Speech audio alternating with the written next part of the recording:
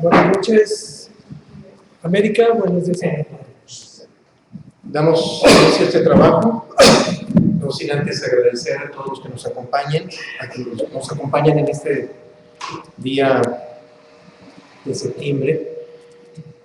Una disculpa por la demora, pero estamos ya iniciando con todas las ganas, con todo el ánimo. Nos acompaña como siempre Juan Carlos I y un servidor, David Mora Samarripa. En la Ciudad de México, un agradecimiento a Juliana, que también nos ayuda con el chat, y a todos los que nos acompañan en la red. Por supuesto, un agradecimiento muy grande por la confianza que nos otorgan, igual a quienes nos acompañan aquí en Guadalajara, Jalisco, desde donde transmitimos para el mundo. El tema de hoy es el segundo del tomo 3 de toda la temática que llevamos, es el tema 59, conciencia de sí mismo. Es un tema del que ya hemos hablado de manera inherente, porque inevitablemente se toca en prácticamente todos los temas, está inmerso en prácticamente todos los temas que hemos ido abordando.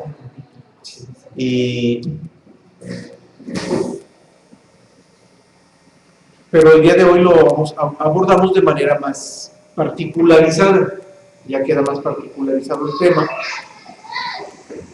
Y sobre la conciencia de sí mismo, empecemos por decir que la observación es fundamental para ello, y la observación en términos externos nos sirve como medio para comprender y para transformar el mundo. En base a la observación podemos comprender la vida, comprender la naturaleza e incluso también podemos transformarla. Y cuando hablamos de autoobservación, que ya es hacia uno mismo,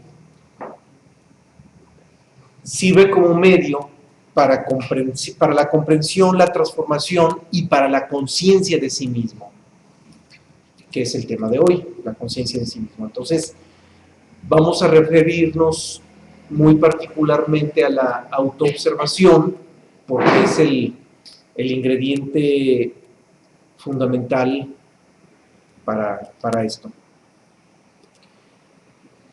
Empecemos en primera instancia haciendo una distinción de los dos aspectos en que se puede establecer la conciencia de sí mismo, porque puede ir en función de cada una de las dos naturalezas. Si hablamos en términos externos, la conciencia de sí mismo va a ir dirigida a la personalidad. Y si la dirigimos hacia adentro, por supuesto que va a ir dirigida la conciencia hacia el ser interior. Entonces, dos aspectos muy distintos y dos posibilidades que es claro que la fundamental es la interna, la conciencia de sí mismo a nivel del ser, en el sentido del ser. Sin embargo, la otra, la externa, no es desdeñable, tiene lo suyo, no podemos tampoco menospreciarla. En el sentido externo, abundando ya en lo que es el sentido externo, existe todo tipo de posibilidad de cambio. La conciencia de sí mismo nos va a permitir cambiar en muchos aspectos. ¿Por qué? Porque todo lo externo es cambiante. Es más, aún sin la conciencia de sí mismo, el cambio va a existir. Pero la gran diferencia es que si nosotros no somos conscientes de sí mismos, si no tenemos un mínimo de comprensión y de conciencia sobre el comportamiento de nuestra personalidad y del medio en que se desenvuelve la propia personalidad, sin esa conciencia, los cambios van a ser absolutamente mecánicos, van a suceder al margen de nosotros, sin importar absolutamente nada de nosotros. Los cambios van a ser, insisto, 100% mecánicos. Mientras que teniendo cierta conciencia sobre el comportamiento de la personalidad y del medio en que se desenvuelve, al menos podemos comenzar por comprender esos cambios y, ¿por qué no?, ya con cierta conciencia, direccionar algunos de esos cambios. Y digo algunos porque el flujo natural nadie lo detiene. El flujo del cambio natural nadie lo detiene. Entonces, la conciencia de sí mismo consiste en observar a la personalidad y sus relaciones con el ambiente, con el medio natural. Eso es lo que define la conciencia de sí mismo en sentido externo. Y hago énfasis en esto porque muchas corrientes esotéricas, cuando hablan de conciencia de sí mismo, no hacen esta distinción. Simplemente hablan de ser consciente de ti mismo y ya, pero no establecen la distinción entre las dos naturalezas, y esto nos manda casi a la guerra sin fusil. Esa indefinición nos deja en el abismo, totalmente en el abismo, y la distinción es fundamental. Entonces, ahorita estamos hablando de la externa y, vuelvo a insistir, consiste en observar a la personalidad y sus relaciones con el ambiente natural que la rodea. Pero, eso sí, sin identificarse. Porque si nosotros analizamos la personalidad y analizamos el ambiente natural, aún teniendo teniendo conocimiento sobre las leyes universales, si nos limitamos al análisis, la conciencia de sí en sentido externo va a ser muy limitada. ¿Por qué? Porque vamos a estar identificados. Habiendo identificación, nada puede cambiar. Los cambios naturales van a pasar siempre por encima de nosotros y nos van a mover incluso emocionalmente para donde nos toque. No vamos a tener posibilidad alguna ni de cambio, ni de trascendencia, ni de nada. Por eso, si ya conocer los principios universales, ya tener una posibilidad de análisis y de observación son importantes, bien, pues la no identificación es fundamental. Y vaya que la no identificación va en el sentido externo, es estrictamente en el sentido externo. Incluso me atrevo a decir que es lo que hace la gran diferencia. Un psicólogo, un sociólogo, aún conociendo las leyes universales, está bien, es un hombre muy ilustrado, muy preparado, va a comprender muchas cosas de la vida natural y de la naturaleza del hombre natural. Pero las posibilidades de transformación y de trascendencia quedan anuladas. Lo que hace la diferencia es la identificación, y aquí aprovecho para hacer énfasis en ello. La identificación va hacia afuera. Es un trabajo de la personalidad. Es un trabajo que está en nuestras manos, porque hoy por hoy estamos identificados con la personalidad. Y la personalidad es quien tiene que revertir ese estado de identificación. Por eso es tan fundamental el conocimiento de sí en el sentido externo. Por eso decíamos desde el principio, de los dos aspectos, del interno y el externo, por supuesto que el fundamental es el interno. Pero, ¿de qué nos sirve teorizar sobre el interno si en lo externo no hemos tenido la capacidad de hacer algo, tan siquiera algo? Por eso, ante nuestras circunstancias, aunque lo fundamental esté en lo interno, nuestras posibilidades inmediatas están en lo externo, y eso lo debemos de comprender. La posibilidad inmediata para nosotros está en lo externo. Por lo tanto, nada tiene de menospreciable el conocimiento de sí o la conciencia de sí mismo en el sentido externo. Y vuelvo a insistir, la identificación hace la gran diferencia, o mejor dicho, la no identificación, ¿sí? Y si nosotros somos capaces de observarnos, atendemos o nos movemos en la autoobservación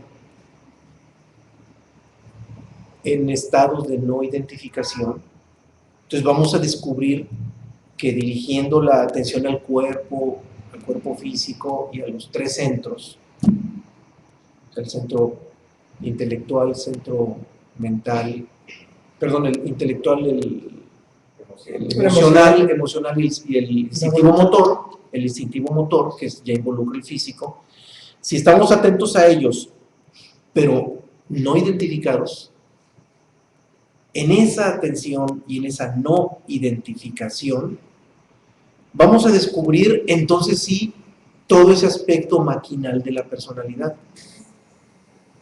Solamente en ese estado se descubre la mecanicidad, porque si nosotros no estamos atentos a los tres centros y de pilón estamos identificados, por mucho que analicemos nuestro comportamiento, nunca vamos a caer en cuenta de que es mecánico.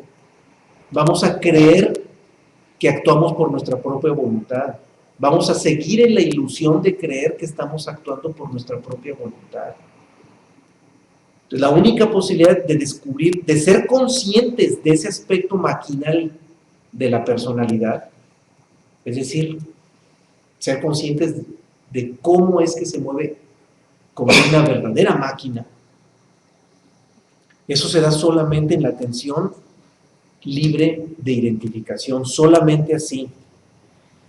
Y en este estado, entonces vamos a descubrir nuestros comportamientos buenos y malos, nuestros comportamientos morales, pero ya no los vamos a ver como comportamientos morales, vamos a ver que están en la dualidad y que están orquestados o dirigidos por el yo ilusorio, por el ego, y de esta manera vamos a ser conscientes de todo el mecanismo. Vamos a verlo, el mecanismo, con esa conciencia de sí mismo, todavía externa, pero vamos a ver que todo está sucediendo solo, automáticamente, mecánicamente, más allá de nuestra propia voluntad. Y cuando somos conscientes de eso, lo podemos cambiar. Porque nos tiene que quedar claro que si queremos cambiar algo, primero debemos ser conscientes de ese algo. El hombre es incapaz de cambiar algo si no es consciente de ese algo. Y ahí surge una paradoja enorme. Los humanos hemos tenido la suficiente conciencia del comportamiento de la naturaleza como para transformarla y cambiarla. Hemos extraído petróleo, hemos extraído carbón, lo hemos quemado, hemos desarrollado tecnología para transformar las materias primas, para hacer muchísimas cosas en el campo tecnológico, pero no hemos tenido conciencia para transformarnos a nosotros mismos. Porque los humanos del siglo XXI seguimos tropezándonos con los mismos problemas psicológicos que el hombre del siglo XIX, del siglo XVIII, XV, etc. Entonces, la conciencia que hemos desarrollado existencial los humanos ha llegado solamente a nivel de la materia, a nivel de la naturaleza, pero no ha llegado al nivel de nosotros mismos. No hemos todavía sido capaces de transformarnos a nosotros mismos. Por eso insistí desde un principio en que la conciencia de sí mismo en el sentido externo es fundamental. No podemos cambiar algo en nosotros si no somos conscientes de nosotros mismos. Mientras no seamos conscientes, la naturaleza nos va a seguir moviendo. Ahora, a nivel del ser, en el sentido del ser, mejor dicho, porque el ser no tiene niveles, en el sentido del ser, el cambio no es posible. No hay nada que cambiar, porque el ser es absoluto, lo tiene todo. El ser no tiene ninguna necesidad de cambio. No podemos cambiar nada, pero tampoco es necesario cambiar nada, porque el ser es en sí mismo, es absoluto, es pleno. Y también hay que entender que con relación al ser, todo lo que podamos decir va a ser especulativo, porque nuestra mente solamente tiene posibilidades de comprensión relativa, no tiene la posibilidad de comprender lo absoluto. Y como el ser es absoluto, nuestra mente no puede dirigirse a él. Por eso, además de ser delicado hablar de la conciencia de sí mismo en el sentido del ser, es poco lo que podemos decir. Y es un tanto paradójico porque la conciencia de sí fundamental está dirigida al ser, pero poco podemos hablar de ella. Lo menos fundamental es dirigido a la personalidad, y hay mucho que decir en ello, pero no es lo fundamental. Curioso, pero sí es. Y casi todas las corrientes esotéricas se vuelcan sobre la personalidad. Y está bien, es importante, pero no es lo fundamental. Pero aún cuando no sea lo fundamental, volvemos a otra paradoja. Es el único campo de acción donde podemos en este momento hacer algo. Entonces, aunque no sea lo fundamental, ahí están nuestras posibilidades inmediatas. Y ante esto, vuelvo a insistir, lo que hace la diferencia es la no identificación. Y debido a que no es mucho lo que podemos decir sobre la conciencia de sí mismo a nivel del ser o en el sentido del ser, pues lo más sensato es comenzar por revisar lo que no nos aproxima a la conciencia del ser. Ahí es lo único que podemos hablar.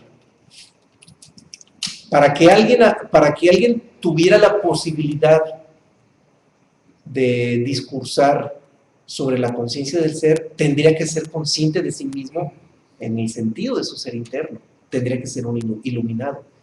Y un iluminado guardaría silencio, porque también entendería que sus palabras, lejos de acercar a la verdad, alejan. Entonces, pues es una de todas las grandes paradojas que hemos mencionado. Y como las palabras nos alejan del ser, y tampoco contamos con un iluminado para que nos hable de ello, que se abstendría de serlo al final de cuentas, por eso insisto en que lo más sensato es que nos refiramos a lo que no nos aproxima al ser, que es nuestra posibilidad inmediata. Y toquemos algunos puntos en relación a ellos, en relación a ello.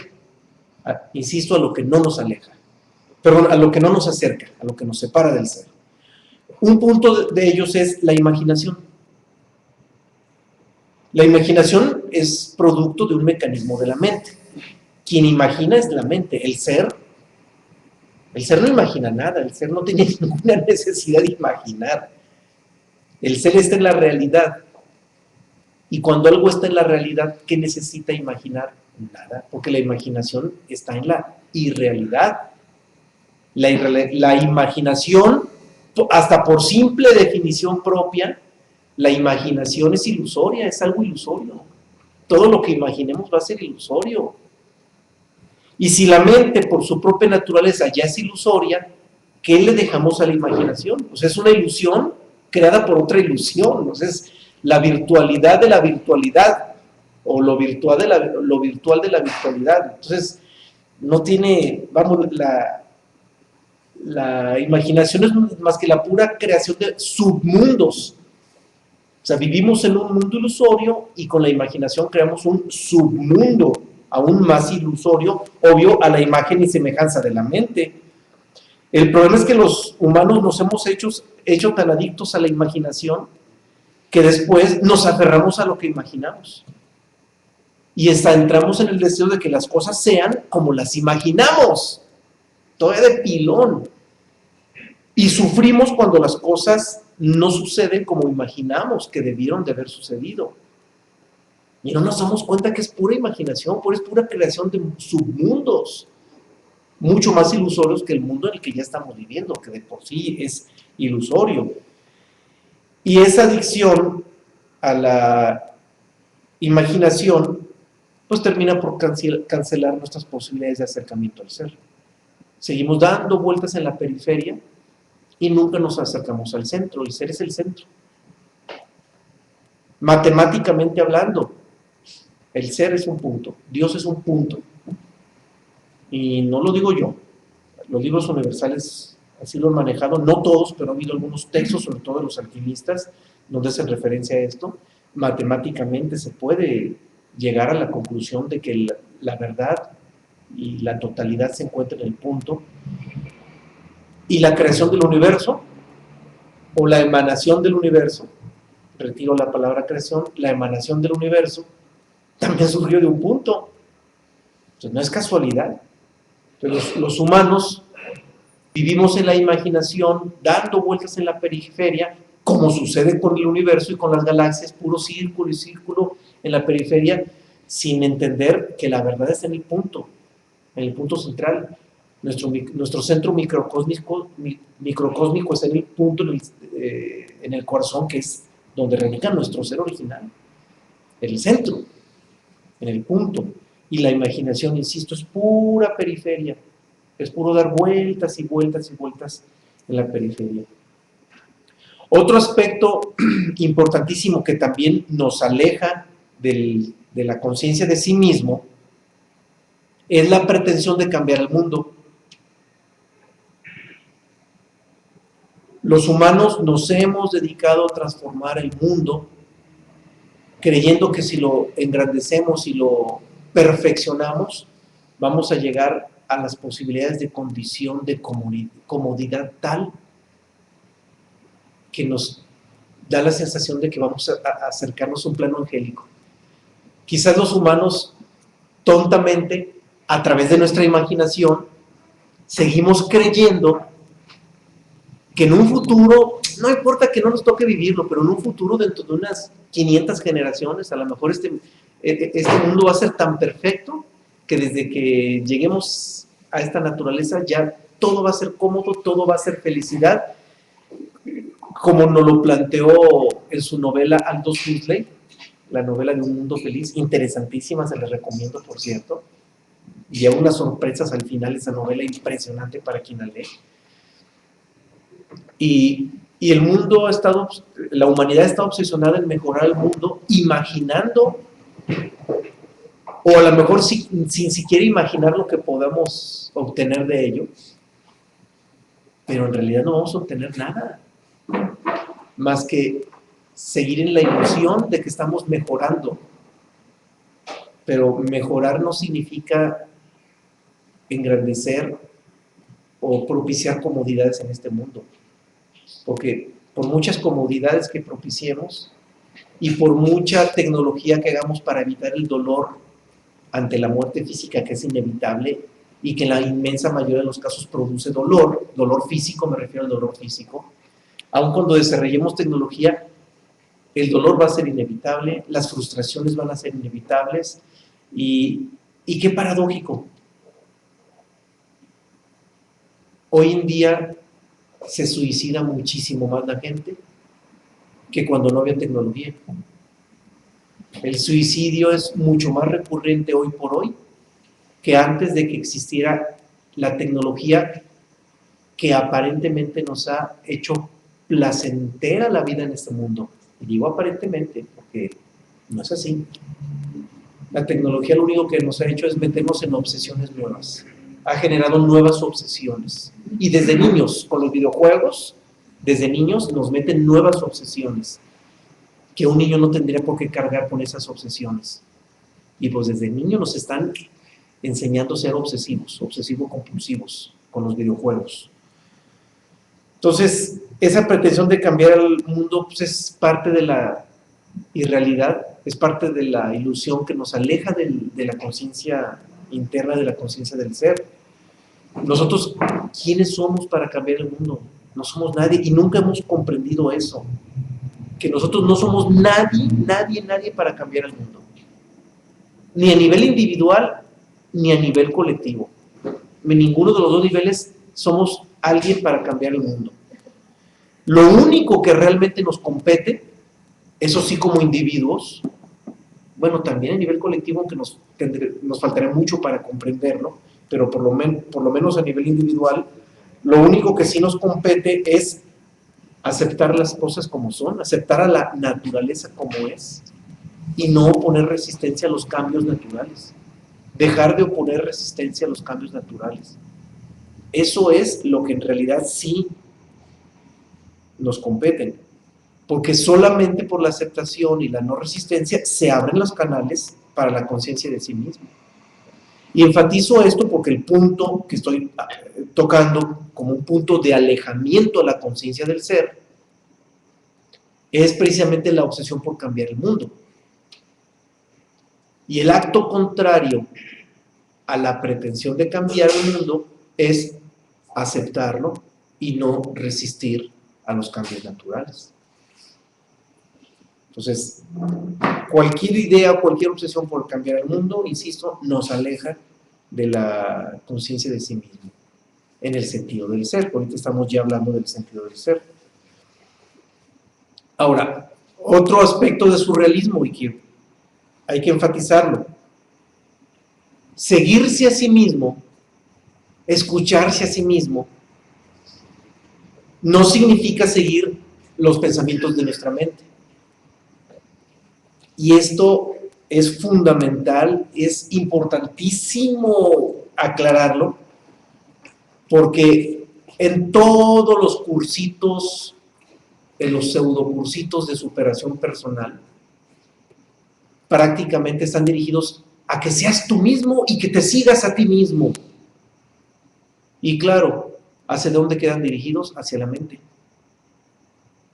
Casi en esos cursitos de superación personal dicen: haz lo que se te pegue tu regalada gana, y entonces ya eres tú mismo.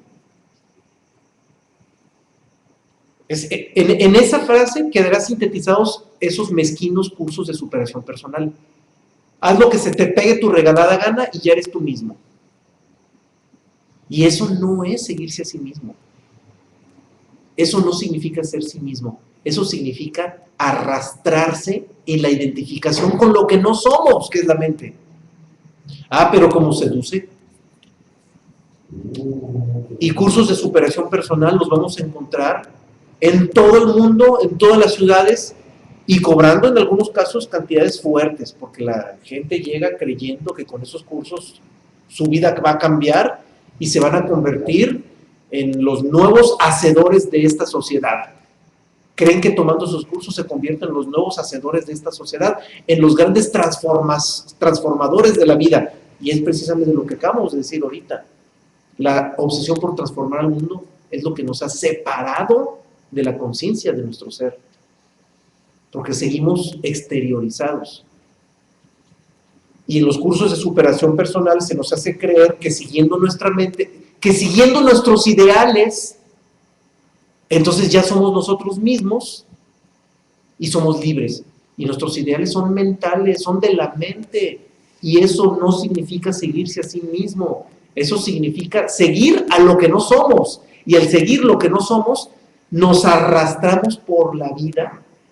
Y de momento nos sentimos importantísimos.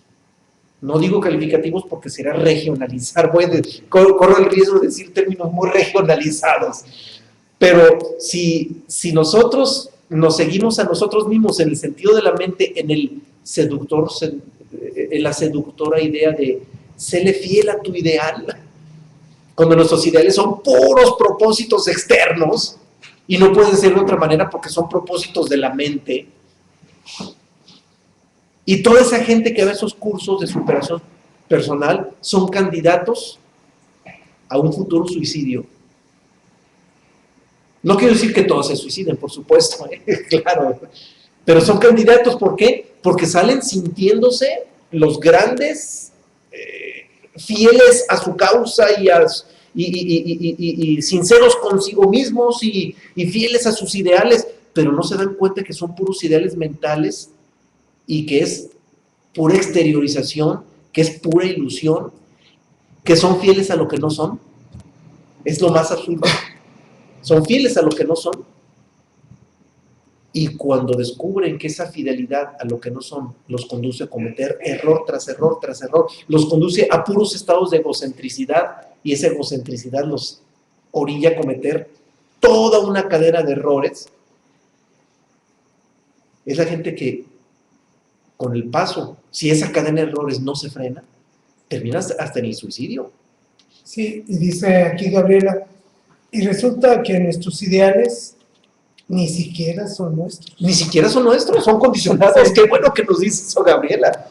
Ni siquiera son ideales nuestros, son puros ideales que han atravesado por nuestra mente a través de quién sabe qué influencias, porque nuestra mente está totalmente influenciada. Es mecánica, es una máquina. O más bien dicho, es un pedazo de un mecanismo, ni siquiera es una máquina en sí misma. Es un pedazo de un mecanismo colectivo.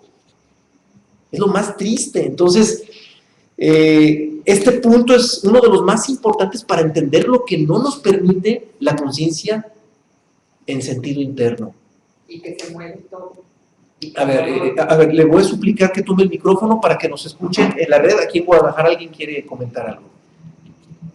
Pues la frustración es porque esos ideales que son mentales y que todo se mueve y que le pusieron tal esmero y empeño y no lo logran y es la frustración. Esa frustración no lo logran. O aun cuando lo logren, ¿Qué te da? llegue un vacío porque después del logro, ¿y esto dónde me llevó? A nada. Esto no era la felicidad. Porque es externo, sigue siendo externo. Aun cuando se logren. Ahora, aun cuando se logren ciertos propósitos externos, porque jamás se van a lograr todos. Nunca se van a lograr todos. Imposible. Se logran algunos. Y todavía más lamentable, y eso lo vimos en los primeros temas del tomo 1. Siempre que un humano conquista un propósito, esa conquista de ese propósito está fundamentada en la derrota de otros propósitos de otras personas. Es una guerra. Es una guerra. No existe un logro de un individuo humano que no esté fincado en la derrota de otro o de otros. Así es la naturaleza. No existe triunfo sin la derrota de otro.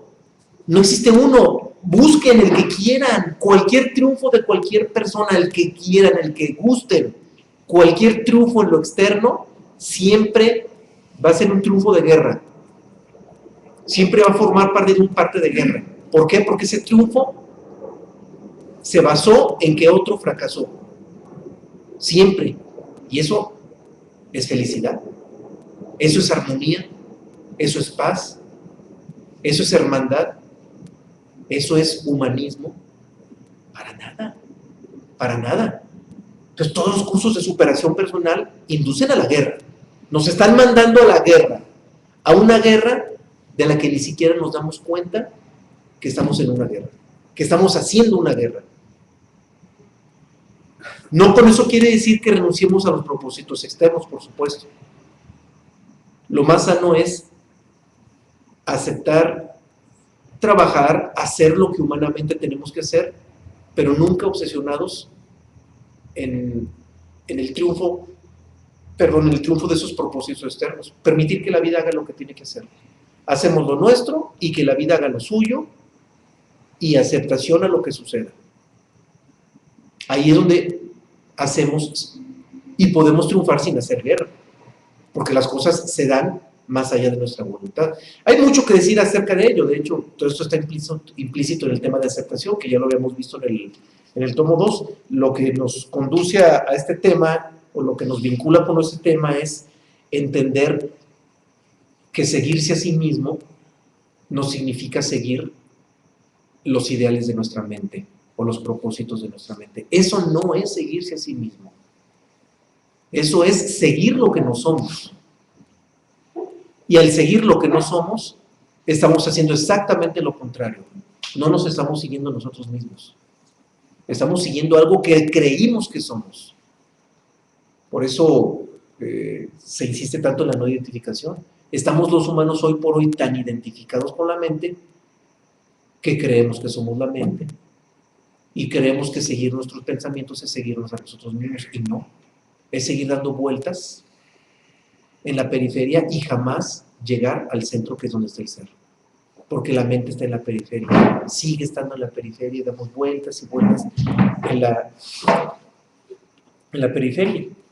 Y Por tal motivo, cuando un hombre común cree que la conciencia de sí es observar los pensamientos, o todavía peor, observar las emociones, pues sigue alimentando estados ilusorios.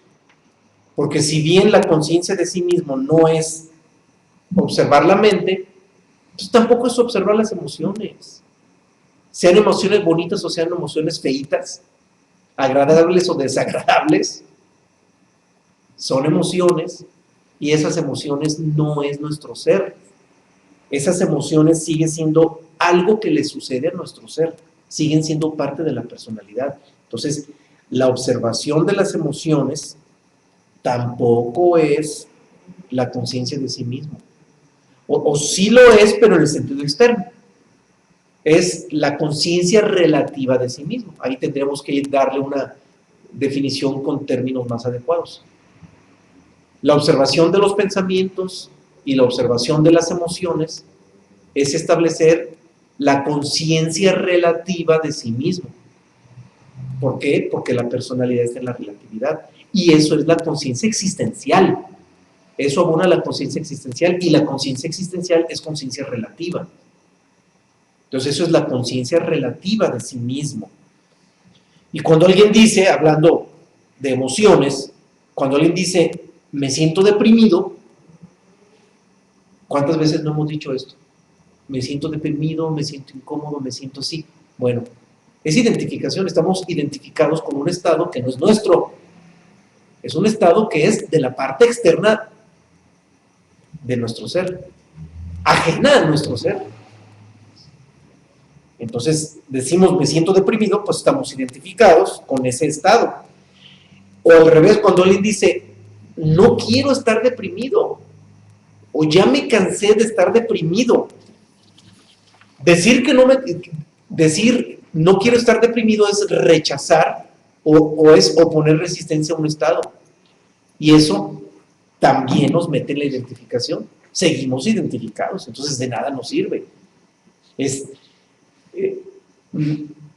entregarnos al estado emocional o rechazar el estado emocional, los dos son identificación. Ninguno de los dos nos va a servir. Los primeros chispazos de conciencia llegan cuando hacemos el ejercicio de discernimiento que nos permite establecer la distinción entre el observador y el observado. El observador, que es nuestro ser interno, y el observado, que es la personalidad. Ahí es donde empieza realmente la primera posibilidad de un estado de conciencia de sí mismo, en el discernimiento, en esa distinción entre el observador y el observado. Es fundamental. Está bien, no somos conscientes de nosotros mismos en el sentido del ser, pero por lo menos establecer la distinción y entender lo observado, comprender lo que es la parte observada. Alguien ahorita podría preguntar, bueno, si no soy consciente del ser, ¿cómo distingo a uno del otro? No importa. Si nosotros reconocemos a la personalidad como la parte observada, el simple hecho de reconocerla y de distinguirla como la parte observada, ya lleva implícito que alguien la observa. Y ese alguien que la observa es el ser. Entonces, no somos conscientes del ser, pero sí podemos permitir que el ser se manifieste, que el ser opere. Y la primera posibilidad que le podemos dar al ser para que opere es reconocer a la personalidad como la parte observada. Ahí es donde inicia el primer acto de observación. Claro, el ser del lado observante. No puede ser de otra manera. El ser del lado observante, la personalidad del lado observado, pero distinguiendo la personalidad como el observado, empezamos ya bien. Lo demás, que se dé solo. Lo demás, que se dé por añadidura. Y para evitar identificarnos con la parte observada, debemos ver a nuestras reacciones como algo que nos está sucediendo. Y ya nunca volver a decir mi reacción o mis reacciones.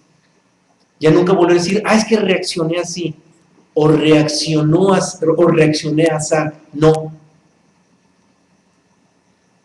La persona, entenderlo, la persona que no soy yo, reaccionó de esta manera.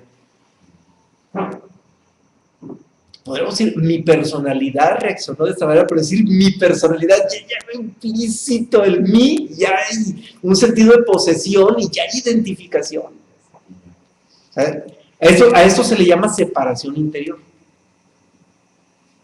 Así le llamaban en el Cuarto Camino, la separación interior. En términos universales, es discernimiento. Es discernimiento, es distinción, es distinguir uno del otro.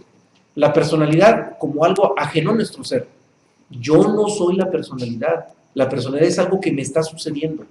Y mirar a la personalidad como objeto a observar, sin identificarse con ello. Ahí es donde están las primeras posibilidades. Entonces, si nosotros separamos a ese verdadero yo, que es el observante, de las reacciones de la personalidad, la identificación, o mejor dicho, la no identificación, queda garantizada. Pero hay que hacerlo, no hay que dejar una teoría, hay que hacerlo, y eso es una tarea para todo el día, incluso durante la noche. Pero bueno, si en el día no somos capaces de hacerlo con el cuerpo físico, menos lo vamos a hacer con el cuerpo astral. Durante el día hay que estar siempre en esa jugada, mirar a la personalidad como lo que no soy y como el objeto de observación. Olvidémonos del yo observante, que él opere. Con el hecho, vuelvo a insistir, con el simple hecho de mirar a la personalidad como objeto de observación y como algo que no soy, con eso ya es un paso impresionante. Porque esa no identificación también lleva implícito el estado de presente. El despertar. Si nosotros no estamos identificados, estamos despiertos. Y al estar despiertos, somos conscientes de nosotros mismos. En el sentido del ser. En sentido del ser, entonces somos conscientes de nosotros mismos. Por eso, importantísimo. O sea, es algo que no podemos dejar de lado. Esa no identificación que nos acerca a ese estado de presente. El hombre natural jamás va a vivir esa experiencia. Por lo tanto, hay que comprender que el hombre natural, que es la personalidad, nunca va a ser consciente del ser. El hombre natural puede tener una conciencia relativa de sí mismo, que es de la que ya hablamos. La conciencia relativa de sí mismo, que es pues, la observación de las emociones, de los pensamientos, etc. Es a lo único que puede aspirar la personalidad. Por lo tanto, el hombre natural debe limitarse a ello y entender que solamente es capaz de eso, pero eso no es ni la realización, ni la conciencia de sí mismo, ni la trascendencia, ni la transformación, ni nada. No es más que eso no es más que el fenómeno de una máquina que se observa a sí mismo. Y debemos de comprenderlo así. Hay una pregunta. A ver, hay una pregunta aquí, escuchamos. Bueno, se me hace muy interesante lo que dices, ¿no? Por un lado está la conciencia de la personalidad que puede estar dándose cuenta de los estados emocionales en los que está, o de lo que piensa o algo así. Pero también cuando se está en la conciencia del ser que es el observador de lo que le sucede a esa personalidad, por así decirlo, ¿no? Entonces, pues ya se van dando como formas de saber qué es estar en conciencia de sí mismo según el ser. O sea, es estar en observo, darse cuenta que hay alguien que observa a la personalidad, por lo tanto no es la personalidad. Sí, claro. Entonces cuando nos damos cuenta que hay alguien que observa esas emociones o esos pensamientos que le suceden a la personalidad, pues es el Claro. ser. Entonces, no necesita, Bueno, el otro día escuchaba que el Papaji, un maestro espiritual, decía que no se pueden tener como probaditas de la iluminación, porque él explicaba que era como una gota de lluvia que cae al océano. Entonces una vez que esa gota de lluvia llega al océano, ya es parte del océano, y esa gota de lluvia no puede salirse del océano y volver a meterse y volver a salir y volver a meterse, pero sí podemos tener una, pues como uno puede percibir a veces en barcos, como que, no sé si sea intuición o que sea de lo que es el ser, ¿no? Sí. O sea, estar en esa observación de esa personalidad, Claro. en esa atención. Ahora, ahorita que mencionas esto, me llega una idea que es importante advertir. Podemos caer en una trampa muy fácilmente. Y no podemos, caemos. O sea, quito la palabra podemos. Indiscutiblemente vamos a caer, vamos a estar cayendo en una trampa enorme. Insistí mucho en que el ser puede observar la personalidad, pero la personalidad no puede observar al ser. Y muchas veces caemos en la ilusión de creer que para llegar a la conciencia de sí mismo, la personalidad tiene que dirigirse al ser para mirarlo y casi estudiarlo y analizarlo, que eso es una fantasía, es uno de tantos ejercicios de imaginación del hombre. Eso no puede suceder. Por eso, hace unos minutos insistí mucho, más que quizás, qué bueno que comentas esto porque me va a permitir aterrizarlo mejor. Pero Insistí mucho en que nos olvidemos del ser, porque no podemos observarlo. Y hoy por hoy estamos operando desde la personalidad y bien identificados con ella. Hay que entenderlo. Así estamos los humanos, plenamente identificados con la mente y con la personalidad y operando desde ella, creyendo que somos ella. Y todavía de pilón, la personalidad se atreve a creer que puede interiorizar para descubrir a su ser interno y decir, ¡ay, por fin te encontré! Tanto tiempo buscándote. Y eso es una tontería. Eso jamás va a suceder. Jamás sucedería. Nunca va a suceder. Y como eso nunca va a suceder porque la personalidad no puede mirar al ser, no lo puede observar, ni lo puede encontrar. Porque no está en sus posibilidades, no está en su naturaleza. Entonces, la personalidad lo único que puede hacer es reconocerse como el no ser. Ahí entendemos por qué Sócrates dice Shakespeare dice, ser o no ser, he ahí el dilema. Entonces, la personalidad tiene que reconocer que no es el ser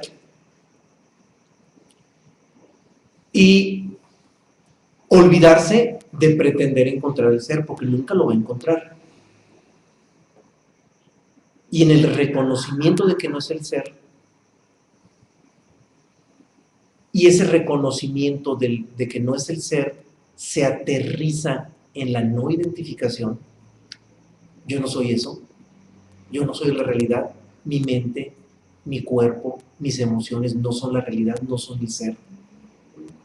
En ese reconocimiento que es, insisto, se concreta con la no identificación, entonces dejamos espacio para que la personalidad sea observada.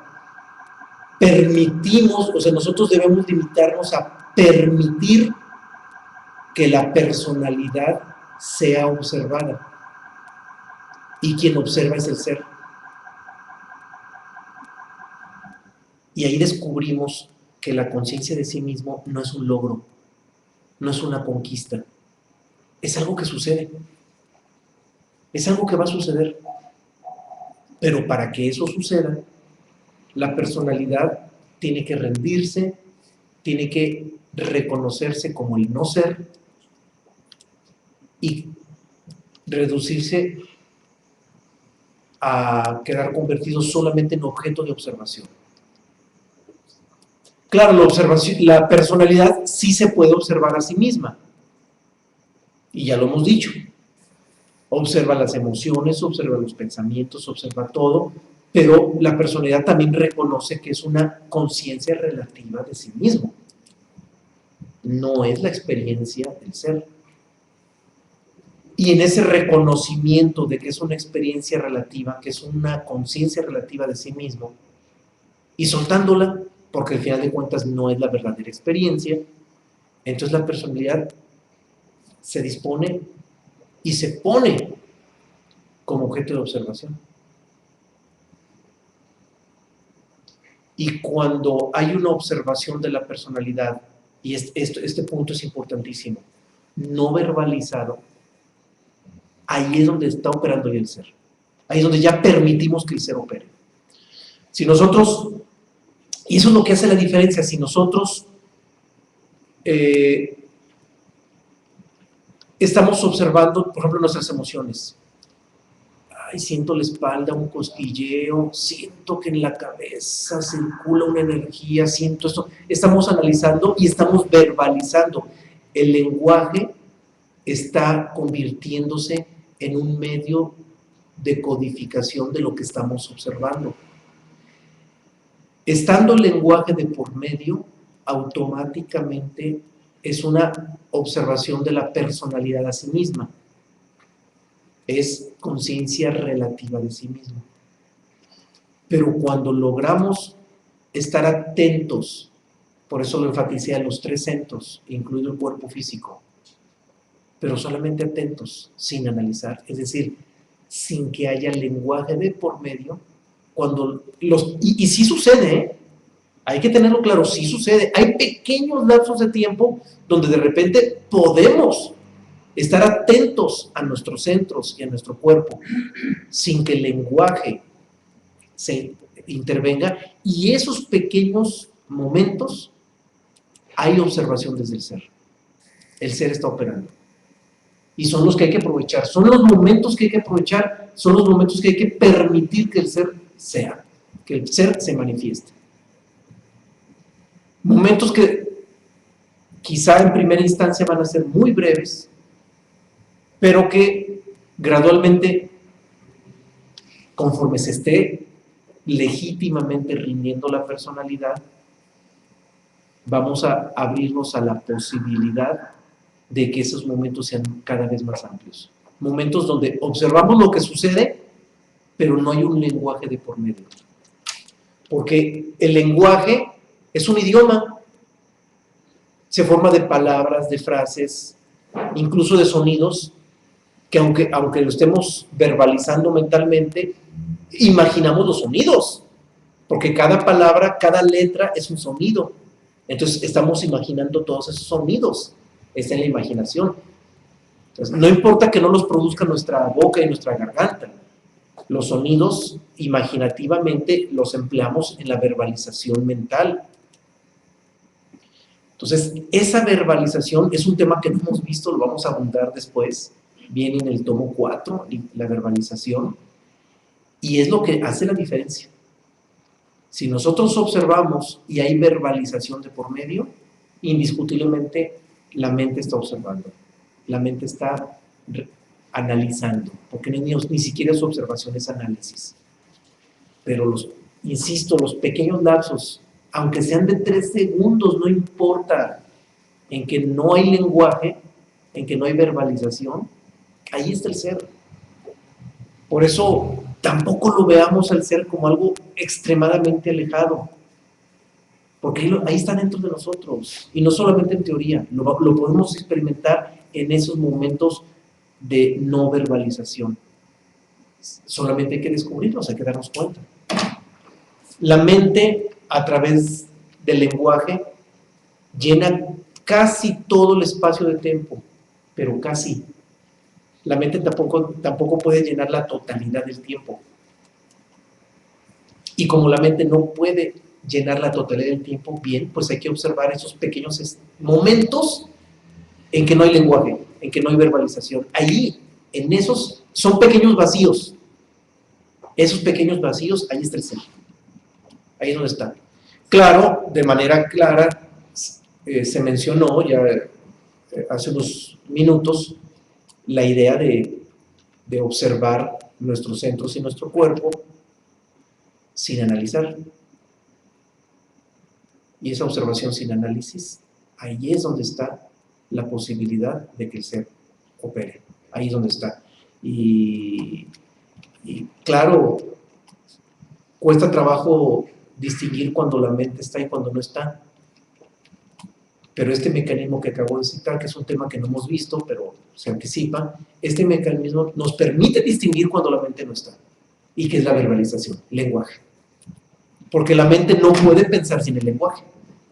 Eso nos tiene que quedar clarísimo.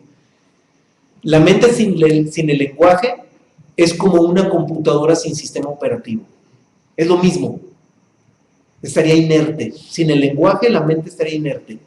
Es como, insisto, como la computadora sin sistema operativo. Entonces, esto es una pauta importantísima para considerarla. Hemos hablado poco de ella porque es un tema del tomo 4, pero vamos, vale la pena desde ahorita irlo revisando. Entonces, cuando no hay lenguaje, la mente se detiene en automático, porque sin lenguaje la mente no opera.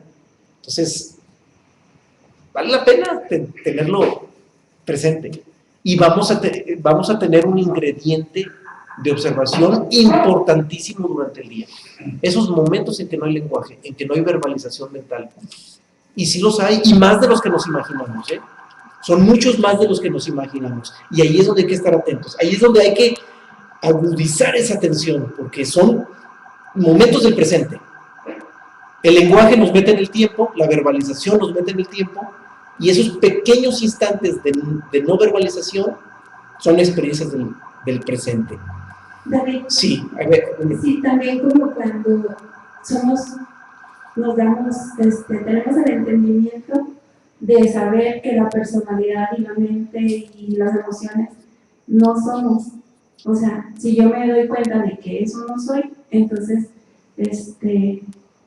está actuando el ser, porque estoy reconociendo, pues, que, o sea, como que si la personalidad se funde, se desaparece, se desintegra, porque hay una conciencia de que eso no eres, esa emoción no eres, o sea, si yo, por ejemplo, puedo percibir, observar que estoy deprimida, lo observo con la conciencia relativa de la personalidad, Claro. Pero llega el momento en que puedo decir, bueno, no soy eso, y eso se desintegra. Sí, de hecho si los terapeutas conocieran este fenómeno, tendrían unos logros impresionantes con sus pacientes, pero el problema es que los pacientes antes tendrían que comprender que no son sus emociones, y pues no cualquiera está dispuesto a comprender que no es su personalidad, pero todos los problemas psicológicos se resuelven de esta manera, con la simple no identificación con la mente.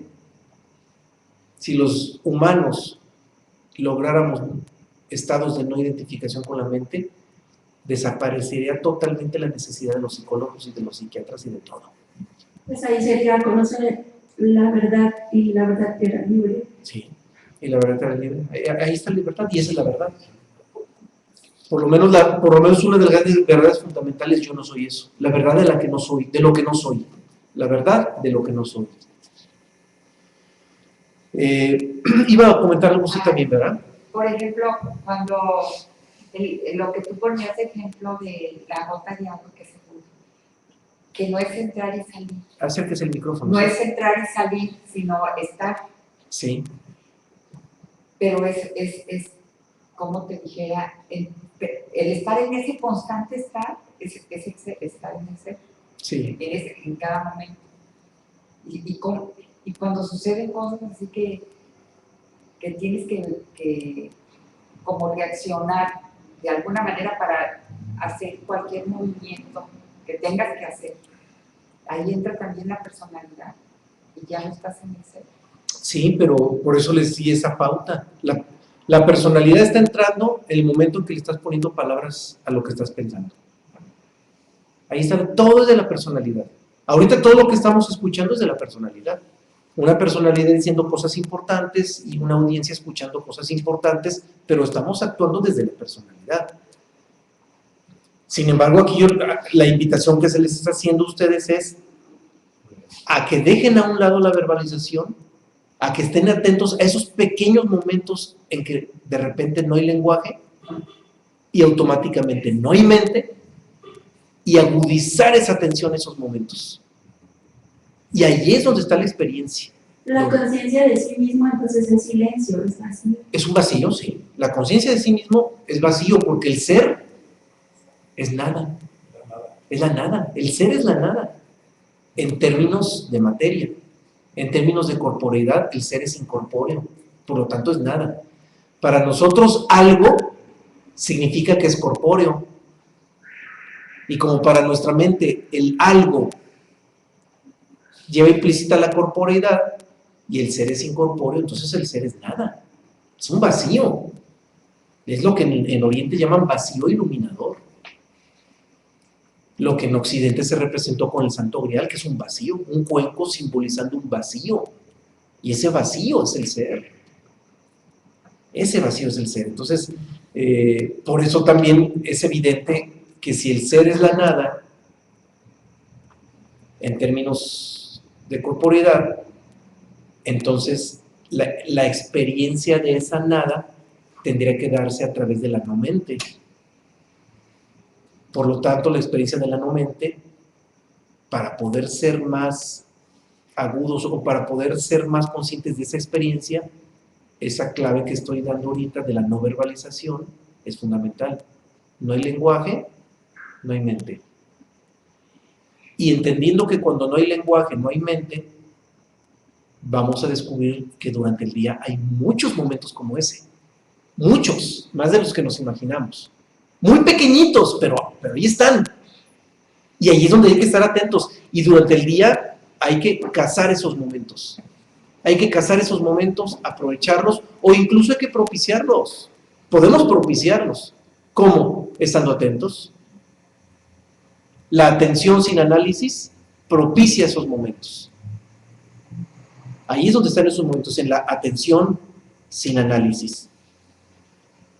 Y es fundamental esto porque solamente si nosotros somos conscientes del aspecto mecánico de la personalidad, pero en la no identificación, viéndolo desde afuera, viéndolo como algo ajeno, entonces vamos a descubrir que esa máquina que constituye la personalidad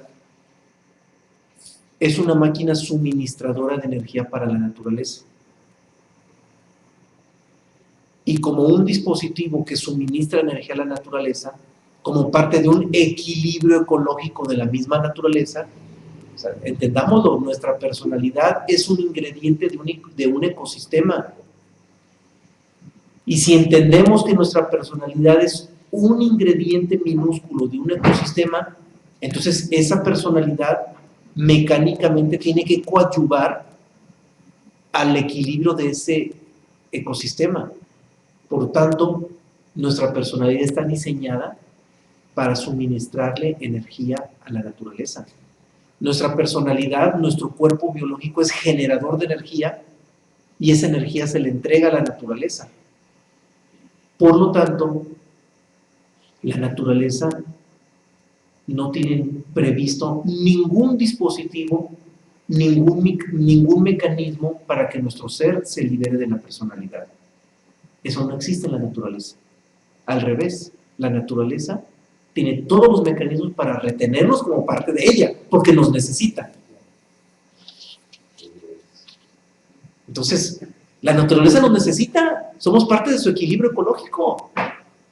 Entonces, la naturaleza jamás nos va a ayudar a liberarnos, al revés, nos va a retener. Los propios mecanismos de la naturaleza nos van a mantener reteniéndonos en este espacio de vida. Nunca nos va a permitir liberarnos, no nos va a dar ninguna herramienta para liberarnos, y por eso es importantísimo la conciencia de sí mismo, y esa observación, y sobre todo ese discernimiento, esa desvinculación, esa separación entre el observado y el observador, entre el observador y lo observado. porque allí es donde está la experiencia y allí está la posibilidad de liberarnos. La naturaleza no nos lo va a ofrecer. Y si nosotros no somos observadores de esto, si nosotros no permitimos que el observador actúe, nos vamos a mantener como una máquina más que coadyuva a los mecanismos naturales del ecosistema, de los ecosistemas de esta vida natural. Y aquí vamos a seguir retenidos. Por eso, ante la conciencia de sí mismo, no esperemos que nuestra vida cambie. Hay que entender que la vida va a seguir su curso. Pero la conciencia de sí mismo nos va a permitir que nosotros seamos quienes cambiemos ante la vida. Es decir, nuestra percepción de la naturaleza, nuestra percepción de la vida natural es la que va a cambiar. Y cuando cambia nuestra percepción de la vida natural, entonces nuestras motivaciones hacia afuera van a ser distintas. Y ahí es donde viene el proceso alquímico, ahí es donde viene la transformación.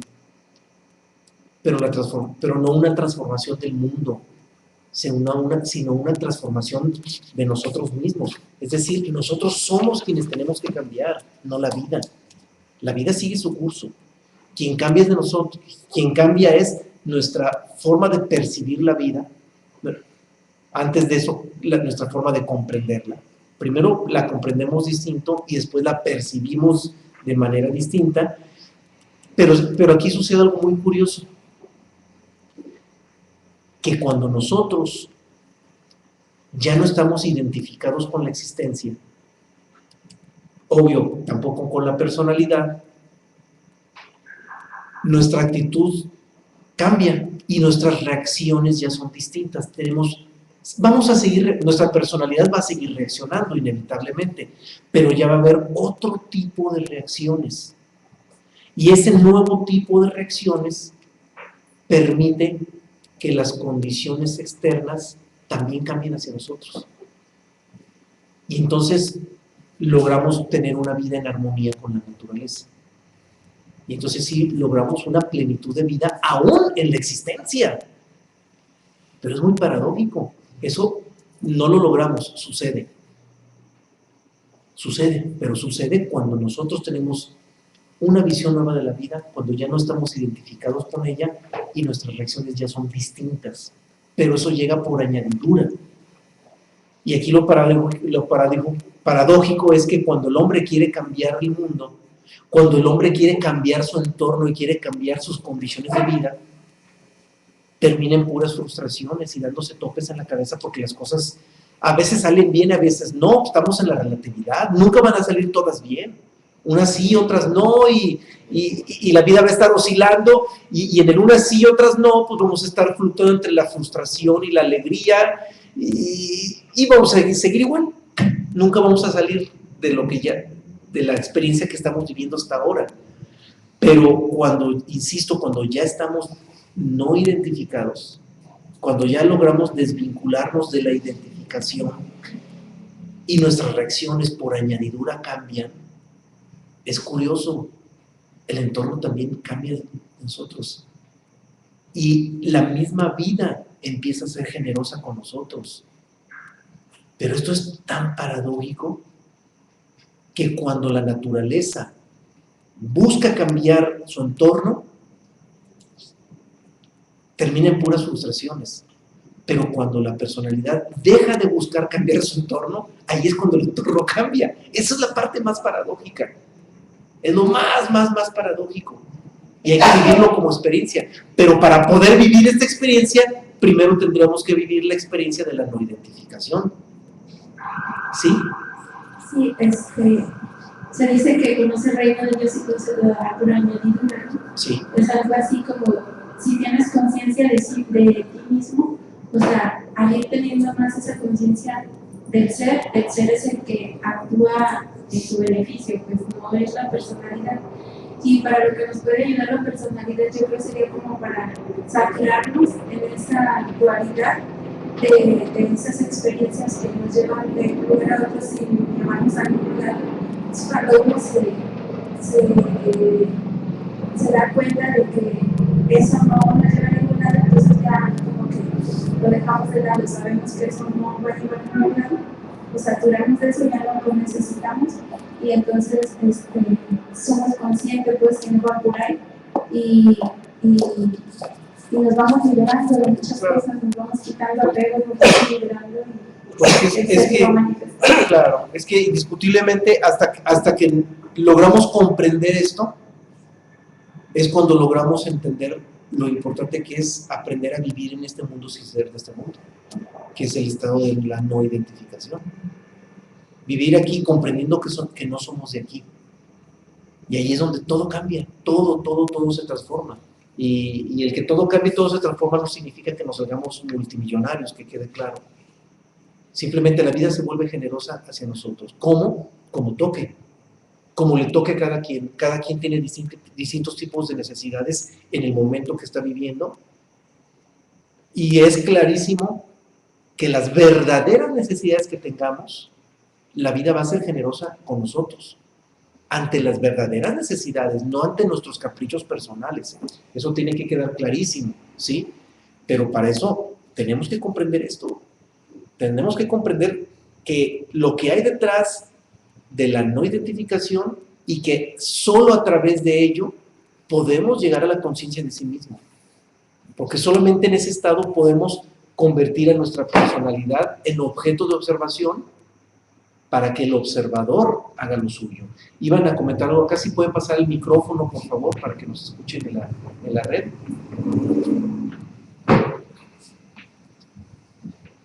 Si yo pregunto si el ser es aún sin la existencia, seguramente diría que sí. Claro. Sin embargo, entonces, ¿se puede decir que cada uno tiene un propio ser o es un solo ser?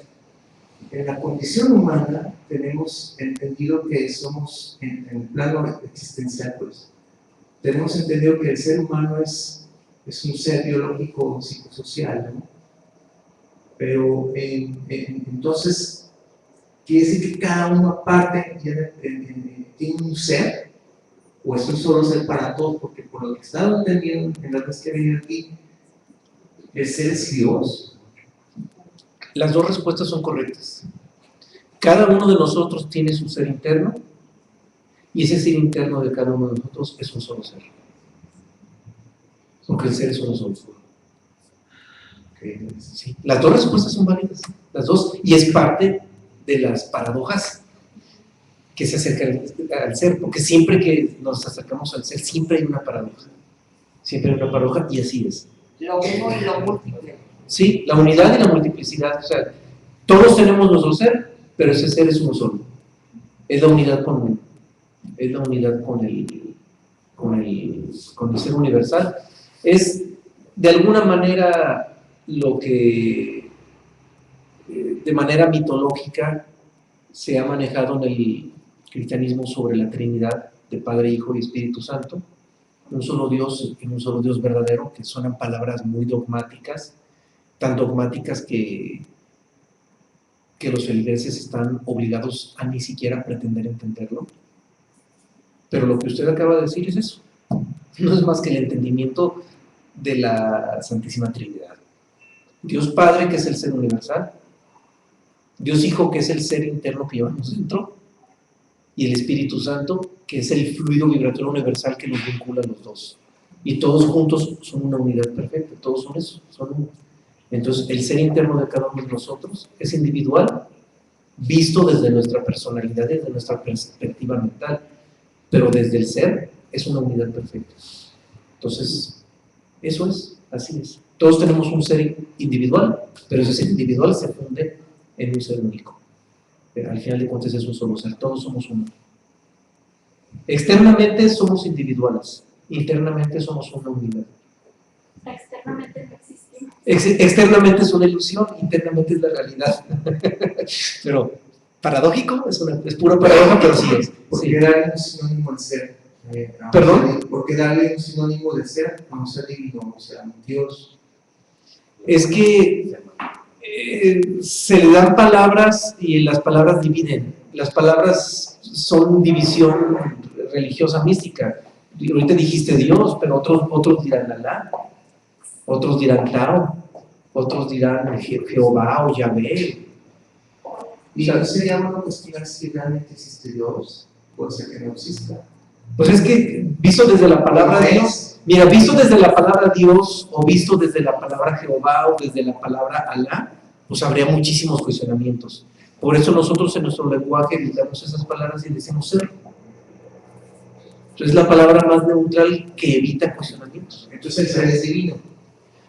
Pues mejor no le pongas calificativo. El ser es. El ser es y ya. El ser es. Por eso, siempre, el tema de hoy tiene que ver con el ser. La conciencia del ser, la conciencia de sí mismo está dirigida a lo interno, que es el ser, pero también hablamos de la conciencia externa, que es existencial, pero la fundamental es la del ser, y siempre que hablamos del ser, hablamos de algo delicadísimo, y entre menos se hable del ser, mejor, porque entre más hablamos del ser, más nos separamos de él. Y así es, y no lo digo yo, los mismos libros universales así lo dicen. Entre más hablamos, entre más verbalizamos sobre el ser, más nos separamos de él, porque más lo conceptualizamos en la mente. Por eso, las palabras más, el término más adecuado es ser y ya, o sea, no decir nada más.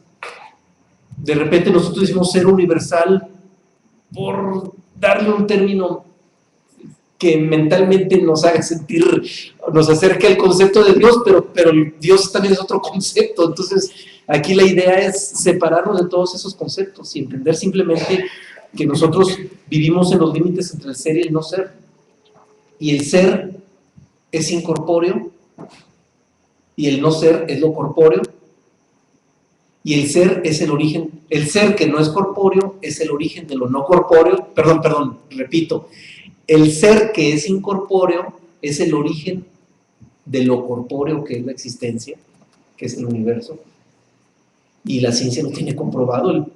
El Big Bang es una emanación energética que surgió de un punto, y un punto es nada. Entonces el ser es nada. En términos de corporeidad, el ser es nada. Entonces es parte de lo complejo de ese tema. Pero, a ver, sí, adelante con el micrófono. Ese punto es el que yo siempre me he cuestionado, porque pues el Big Bang puede parecer muy impresionante, pero quizá no tiene nada de divino. Surgió de un punto. Quizás dijo, este método aquí no va a poder, que es algo tan sencillo como eso, pues en el Big Bang, que usted puede ser tan divino. Mira, el Big Bang para el ser que es nada, y ese Big Bang que brota de un punto y un punto es nada, es una proyección nada más. Para el ser, el universo significa nada. Es una proyección. Una simple proyección, y una proyección temporal que aparece y desaparece, porque el universo no es infinito. Y se le da ese contexto, no es eterno. Sí, dándole ese contexto, sí, aplicativo, sí. ¿Y esa Bueno, energía? esa energía, sí, brotó de energía. La energía de donde brotó es energía potencial, y la energía emanada es energía cinética. Ya nos metimos un poquito a ciencia, pero después lo explicaremos. De hecho, hay temas que nos exigen explicarlo detenidamente, que es el tema de dinámica y estática. Vienen en el tomo 3 y lo tenemos que explicar científicamente, porque la diferencia entre el ser y el no ser está en la energía dinámica y la energía estática, pero ya nos va a tocar explicarlo en esos temas, que son el tema de dinámica y estática. Sí. Como comentario, nomás quiero decir esto. El Eckhart Tolle dice, va con un monje y le pregunta a su discípulo cosas, y le dice, mira, la nieve cae, y pues ve que muchas hojuelas de la nieve se dispersan por todas partes, ¿verdad? Y pues, el origen es el mismo, ¿verdad? Y multiplicidad y unidad, ¿sí? Sí. En conjunto, pues, así, en equilibrio, no sé, así eso lo dicen. Una manera de ilustrar. Sí. Claro. Bien, vamos a las citas porque ya nos queda poco menos de media hora. Pensé que iba a ser más breve la introducción, pero ya último hubo varias preguntas pero bienvenidas las preguntas, porque Eisen decía, son más importantes las preguntas que las respuestas, al final de cuentas. Bueno, vamos a la primera cita, que es del Bhagavad Gita, en la que Krishna dice: Aquel que haya su felicidad en la visión interior del conocimiento, tiene sujetos sus sentidos y gozoso el corazón, debido a la experiencia de su propia vida interior. Una vez alcanzado este estado, para él, el oro no tiene más valor que las piedras de la tierra. Una cita que dice mucho y que ubica a la vida interior o a la visión interior como lo más fundamental, donde está la verdadera felicidad, y ubica el corazón como el receptáculo de esa parte fundamental de la visión interior. Vamos a la siguiente, que es de Confucio. ¿Sí, Juan Carlos? Sí, está brinqué una. Esta es. Sí. Sí. Bien. Sí se escucha bien desde ahí, ¿eh? La lealtad a sí mismo obliga a la comprensión del verdadero yo. Solo los leales a sí mismo pueden influir. Confucio.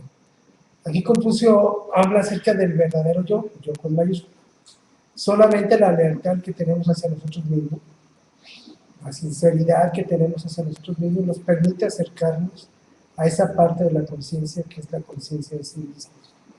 No engañarnos, como comentaba David, el engaño que tiene a veces de querer conocer nuestra personalidad y cómo somos. Todos los cursos de superación personal nos hablan acerca de eso, de esa personalidad, de cómo somos, cómo actuamos, cuál es nuestra influencia, etc. Pero nos quedamos hasta ahí, hasta lo que es el efecto que tiene la personalidad dentro de la sociedad. Y nos olvidamos de esa lealtad, nos olvidamos de que algo más adentro de esa personalidad está vibrando, y es la conciencia la que observa a la personalidad, la que observa como si fuera un vehículo al que está manejando. Hay que ser leales a esa visión y poder conectarnos con esa conciencia. Hay que entender que si no somos conscientes de nosotros mismos, resultaría imposible ser leales a nosotros mismos. Eso nos tiene que quedar clarísimo. La siguiente también es de Chuang Tzu, un poquito más larga. Dice: cuando hablo de escuchar bien, no me refiero a escuchar a los otros. Quiero decir simplemente escucharse a sí mismo. Cuando hablo de una buena visión, no me refiero a mirar a los otros. Quiero decir simplemente mirarse a sí mismo. El que no se mira a sí mismo sino a los otros, el que no se sostiene a sí mismo, sino que se sostiene de los otros, obtiene lo que obtuvieron los otros y deja de obtener lo que él mismo obtiene. Este encuentra felicidad en lo que le da felicidad a otros, pero no encuentra felicidad en lo que le da felicidad a él mismo. Una cita completísima y maravillosa. Aquí lo único que agregaría es no perder de vista que conocerse, seguirse a sí mismo o escucharse a sí mismo no es escuchar su mente. Nada más con esa aclaración, ¿sí? Bien, seguimos con otra más ahora de Sozán. Nos vamos al Zen con el Kinsimi. Todo está vacío, claro, autoiluminado, sin el empleo del poder de la mente. Sozán Kinsimi. Bien, aquí Sozán nos hace ver el estado de la conciencia de sí misma. Claro, es complejísimo llegar a tener esto, ¿no? Pero no lo veamos tan difícil. Simplemente estar en un estado de presente, estar en un estado de observación y de contemplación. Solamente así podemos ver ese vacío que se provoca cuando la mente simplemente se aquieta. Son breves momentos, pero esto es factible. La siguiente cita ya es del budismo. Nos vamos a Nepal y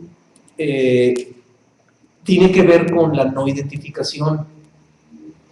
Insistimos mucho durante la exposición del tema en que si bien no somos conscientes de lo que verdaderamente somos, es decir, no somos conscientes de nuestro ser, pues por lo menos hay que ser conscientes de lo que no somos. Hay que empezar por la conciencia de lo que no somos. Eso sí nos compete de manera inmediata. Y esa cita de Buda va en ese sentido. Dice así: el problema del alma se manifiesta en las expresiones yo digo, yo sé, yo percibo, yo vengo, yo me voy, yo me quedo. Tu alma no es tu cuerpo, no es tu ojo, tu oído, tu nariz, tu lengua. Es decir, nuestra personalidad nada tiene que ver con la conciencia de sí mismo. Vamos a la siguiente, también del Evangelio de Buda. ¿Quién es el hombre sabio? El que ha conseguido la visión interna de su propia naturaleza, el que guarda su espíritu al abrigo de toda mancha del egoísmo y lleva una vida de verdad. Evangelio del Buda. Y el sabio voltea hacia su propia naturaleza, la propia naturaleza del ser, y guarda que el espíritu, en este caso esa visión que se tiene, o esa conexión que se tiene, no tenga mancha del egoísmo, o sea, no tenga ninguna mancha de lo que es la personalidad, que divida completamente las dos naturalezas, la naturaleza divina y la naturaleza de la personalidad. Y esto es llevar una vida verdadera. La que sigue es de Pitágoras, impresionante, breve, pero nos dice muchísimo. Lo más difícil es conocerse a sí mismo. Lo más fácil es seguir la costumbre. Bien, las masas van por el camino fácil. Las masas siguen la costumbre. Y las masas no solamente siguen la costumbre, sino que repudian al que se sale de la costumbre. Esto cualquier sociólogo lo comprende de manera clara. Las masas siempre repudian al que se sale de la costumbre. Bien, vamos a la siguiente también de Pitágoras. Ante todo, respétate a ti mismo, Pitágoras. Muy breve la cita, pero en realidad nos acerca a lo que viene siendo esa identificación que tenemos con la personalidad. Y cuando nos identificamos con la personalidad, la juzgamos, nos autocriticamos, nos ponemos calificativos. Pero tenemos que entender que somos más que la personalidad. Y cuando somos más que la personalidad, nos volvemos respetuosos acerca de eso que tenemos dentro de cada uno de nosotros, el ser. Y ahí sigo siendo insistente, no es posible respetarnos a nosotros mismos si no somos conscientes de nosotros mismos. Eso nos debe quedar clarísimo.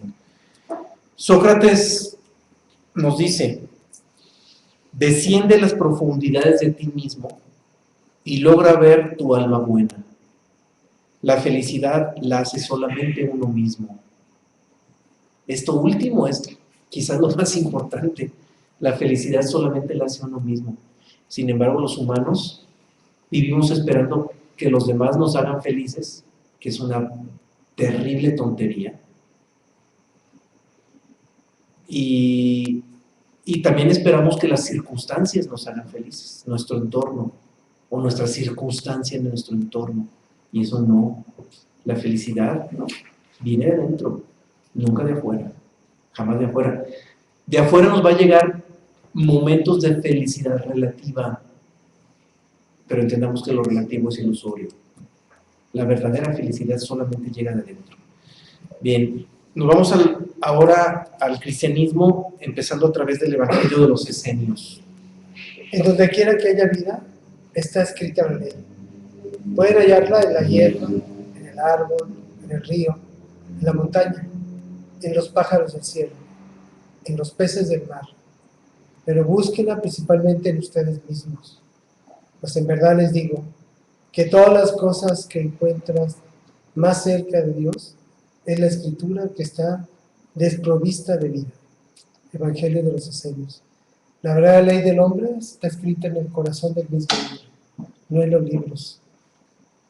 Tengamos esa visión interior de que la verdadera ley de la naturaleza y de Dios está escrita y tatuada a lo que viene siendo nuestro real ser. Siguiendo con el cristianismo, vamos a revisar una cita maravillosa de Jesús que aparece en el Evangelio de Tomás, en los textos de Nag Hammadi, en la que dice: quien sea conocedor de todo, pero falle en lo tocante a sí mismo, falla en todo. Es impresionante esa cita. Es impresionante. Incluso de manera implícita en esta cita hace una distinción entre el sabio y el sapiente. El sapiente es el conocedor de todo. El sabio es el que se conoce a sí mismo. Entonces nos dice que quien es conocedor de todo, que es el sapiente, pero falla en lo tocante hacia sí mismo, es decir, no es sabio, falla en todo. O sea, la sapiencia de nada nos sirve. O si lo vemos al revés, quien es conocedor de sí mismo, aunque no sea conocedor de todo, pues va a acertar en todo porque es conocedor de sí mismo. Entonces, aquí la diferencia es que se puede ser sapiente sin ser sabio, pero también hay que entender que para ser sabio, en alguna medida antes debimos de haber sido sapientes, porque también en la ignorancia no llega la sabiduría. La sabiduría llega con un previo tránsito por la sapiencia. Claro, no es necesaria una sapiencia absoluta, no es necesario ser un ilustrado de la sociedad por nuestra sapiencia, no es necesario, pero sí se necesita tener cierta sapiencia para llegar a la sabiduría. Mientras que un sapiente puede ser sapiente sin jamás haber llegado a ser sabio, o sea, sin que jamás haya llegado a ser sabio. Eso sí es clarísimo. Sí. Sí, dice, alguien que se conoce a sí mismo, ¿verdad? Es sabio. Alguien que, esa sabiduría, como decía ahorita Juan Carlos, es individual, es interna. Sí. Es como yo puedo experimentar lo que es el amor y me va a ser difícil decirlo con palabras. Claro. Yo puedo experimentar lo que sabe un mango y me va a ser difícil expresarlo. Puedo saborear tantas cosas, así llega a saborearse el ser. Y no lo voy a poder expresar ni dar a conocer a otra persona. Cada persona lo tiene que experimentar. Ahorita él preguntaba, ¿Dios existe? Pues qué bueno que se hace esa pregunta para que de verdad profundice en eso y logre descubrirlo en él, porque aunque otros miles de personas le digan que sí, si él no lo experimenta, pues para él no. Entonces es algo que se experimenta y no se puede transmitir en libros ni de palabras, por eso se dice el ser en silencio o es así. Claro. Ojalá y todos los humanos nos hiciéramos esa pregunta, ¿Dios existe? Ojalá y mantuviéramos viva esa pregunta, porque los dogmáticos que afirman que Dios existe, de nada les sirve, porque dogmáticamente hacen una afirmación que no les consta, están muertos. Y los que afirman Dios no existe son otros dogmáticos que también llegaron a una conclusión cerrada. Entonces, tan dogmático el que afirma que existe Dios, como dogmático el que niega la existencia de Dios. Los dos son un par de dogmáticos. El inteligente y el sabio es el que mantiene la pregunta abierta y el que busca la experiencia que le permita vivenciar esta realidad y vivenciarla internamente. Bien, vamos a la que sigue. Seguimos con el cristianismo, pero ahora a través del Evangelio de Judas. Sí, maravillosa esta cita, disfrútenla.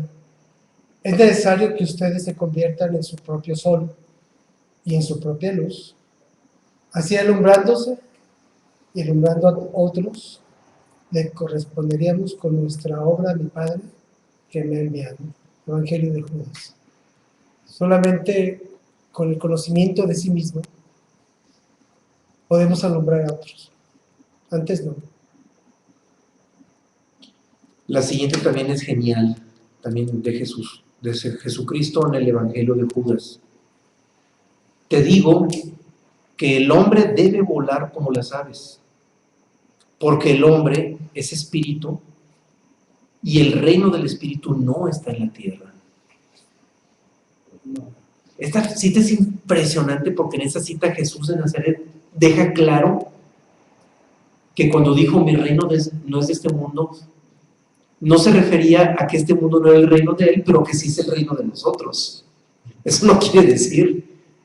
En esta cita está dejando claro, plenamente claro Jesús, que este mundo a nadie de nosotros nos pertenece, que nadie de nosotros es de aquí.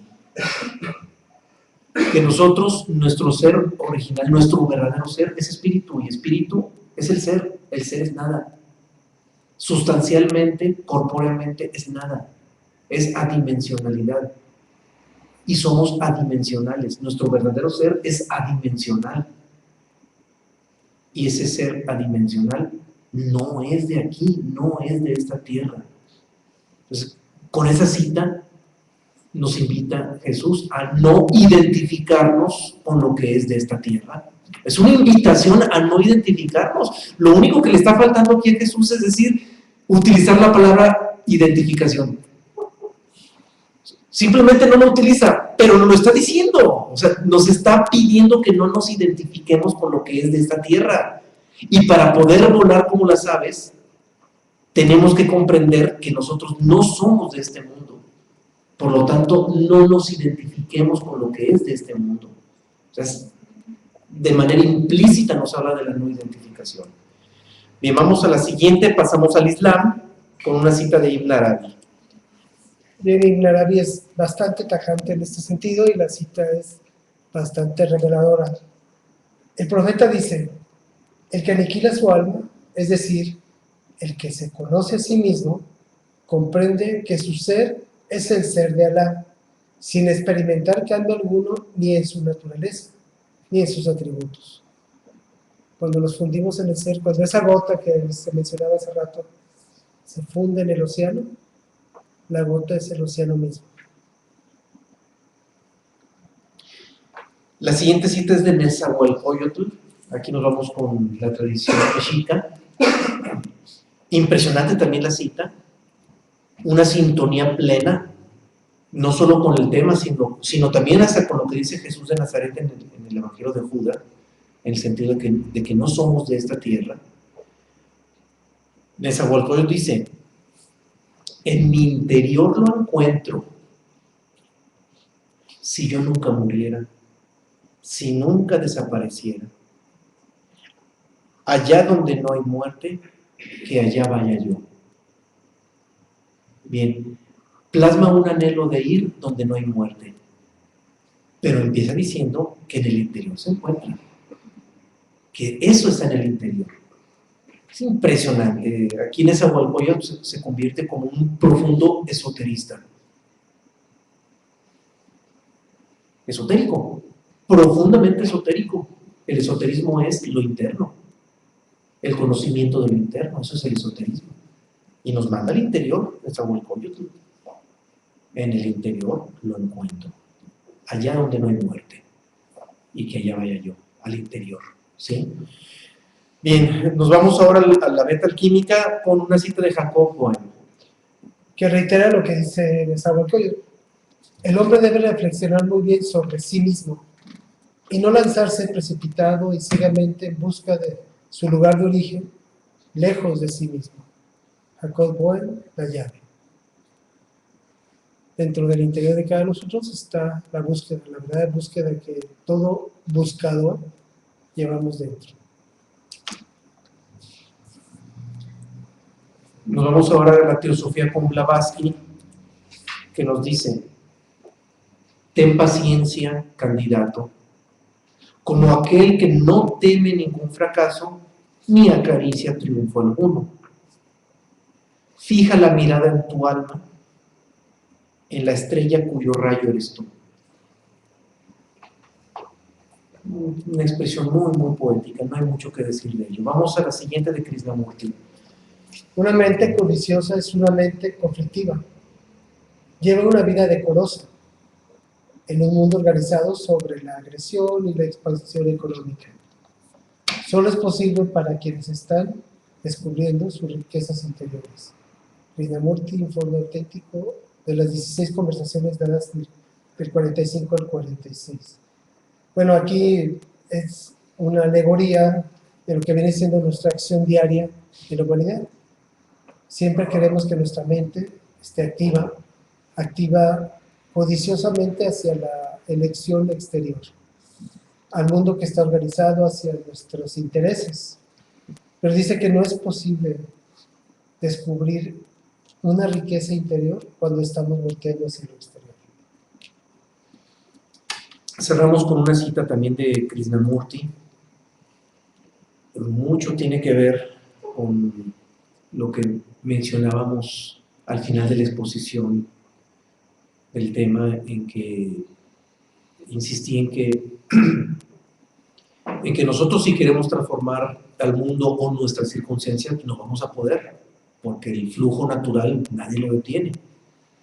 Pero si nos conocemos a nosotros mismos y somos conscientes de nosotros mismos y estamos no identificados, nuestras reacciones ya adquieren un sentido distinto. Es otro tipo de reacciones. Y esto permite que nuestro entorno cambie, porque ya simplemente nuestro nivel de errores disminuye radicalmente. Empezamos a tener mucho más aciertos que errores y empieza a haber armonía en nuestro ambiente, pero eso llega por añadidura. Llega por añadidura ante el conocimiento, ante la conciencia de sí mismo y ante el cambio en el tipo de reacciones, debido a que ya tenemos más conciencia entre lo que no somos y lo que sí somos. Bien, Krishnamurti hace referencia a ello en esta última cita.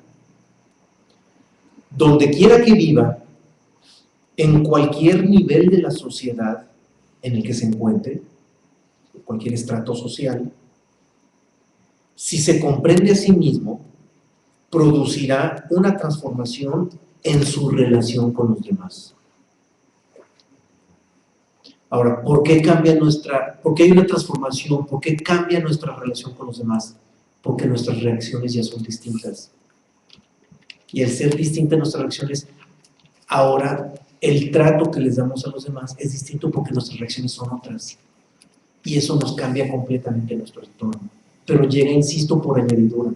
Y para que llegue por añadidura, si no somos plenamente conscientes de nosotros mismos, por lo menos con tener una cierta conciencia existencial sobre nuestra personalidad, ya con tener cierta conciencia existencial que nos permita distinguir a nuestra personalidad como lo que no somos, con eso ya es un paso impresionante, es un paso abismal, que indiscutiblemente permite que se transforme profundamente nuestra relación con lo que nos rodea, incluido con nuestros semejantes. Bien, con esto cerramos las citas. Hay un espacio muy breve, como empezamos un poquito tarde la charla, vamos a dejar aunque sea unos minutitos fuera del tiempo normal para cualquier comentario, cualquier pregunta. No sé si aquí en Guadalajara hay algo, o en la red. No. En la red no hay preguntas. Bueno, entonces a ver, comentarios. Sí. Es como una obra de teatro, ¿verdad? Sí. Es como una obra de Sí. teatro. Y si yo estoy en un personaje y los otros están representando su propio personaje, es ilógico que yo quiera que esa obra cambie, ¿no? Es como Sí. aceptar que eso le toca a mí. Y otra cosa que Mahatma Gandhi decía, hacer tú el cambio que quieras ver en el mundo. Sí. Entonces el cambio empieza con uno y lo demás, pues. Claro, pues esa es una manera maravillosa de visualizar esto. Entender que la vida es una obra de teatro, es una actuación escénica, es un montaje escénico en el que todos jugamos un papel. Y que se acaba la obra, ¿y en qué quedó todo? En la nada. Nosotros vamos al teatro, se termina la obra de teatro, mientras está la obra de teatro, o el cine, el mismo cine, que es algo parecido. Estamos en el cine o la obra de teatro y estamos metidos en las emociones de los personajes. Termina la película de cine o termina la obra de teatro, ¿y dónde quedó todo? Ah, en el olvido, porque fue ficción. Bueno, pues la vida sí es ficción. Y es un verdadero montaje, donde jugamos un papel y estamos metidos en un papel y no nos queda otra más que desarrollar ese papel. Bien, en la conciencia de sí mismo, miramos al papel que nos toca desarrollar en este montaje como algo ajeno a nosotros. Y allí hay discernimiento, hay desvinculación, logramos la experiencia de la no identificación. Cuando logramos vernos como actor en ese montaje, entonces logramos esa desvinculación, logramos esa no identificación, y ahí es donde empieza la experiencia de la conciencia de sí mismo. Ahí es donde primero descubrimos lo que no somos, para que lo que no para que seamos entonces conscientes de lo que sí somos, para que la conciencia llegue sola, la propia conciencia de lo que sí somos. Pero antes debimos de haber descubierto lo que no somos. Bien, ¿algún comentario más? No, todo bien. Bueno, no hubo necesidad de ampliar este espacio adicional. Con esto redondeamos y cerramos esta charla. No sin antes agradecerles por habernos acompañado, y la próxima charla, la próxima semana, el próximo tema que vamos a abordar, empezamos con una cadenita de temas que están vinculados muy interesantes. El siguiente tema es ciencia. Vamos a hablar sobre lo que es la verdadera ciencia, lo que no es la verdadera ciencia. Vamos a hacer una distinción y sobre todo vamos a visualizar lo que la verdadera ciencia nos abona para la conciencia de sí mismo y para la libertad del ser, para la libertad de la conciencia, para la libertad. Y es un tema interesantísimo, es un tema que está vinculado con otros subsecuentes. El primero es ciencia, después sigue filosofía, después sigue arte, y esos tres temas redondean la parte de conciencia existencial que nos permite acercarnos a los límites que nos acercan a la conciencia del ser. O sea, esos límites entre la conciencia existencial y entre la conciencia del ser. Y esos tres que son los grandes pilares del conocimiento, ciencia, filosofía y arte, lo vamos a abordar de manera particular, y la próxima charla empezamos con el tema ciencia. Muchas gracias, hasta la próxima.